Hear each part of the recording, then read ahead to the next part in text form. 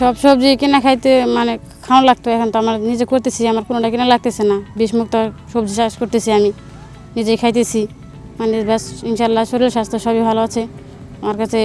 মনে করেন বাইরে যে জিনিস কিনা খাইতে গেলে বিষ থাকে, এগুলো এই সেই ডাক্তারের কাছে দৌড়াদৌড়ি পারতে হয়। ইনশাল্লাহ আমি নিজে করে খাইতেছি, আমার কোথাও দৌড় পাতে হচ্ছে না।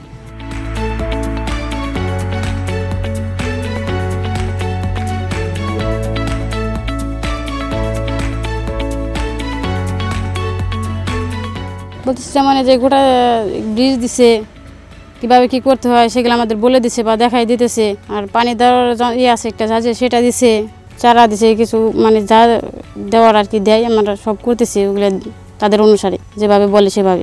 আমার যেরকম যেমন বাড়ির সামনে জায়গা আছে, আমি প্রতি জমিটাই তো করতে পারতেছি। এরকম যার জায়গা আছে হ্যাঁ জানি করে।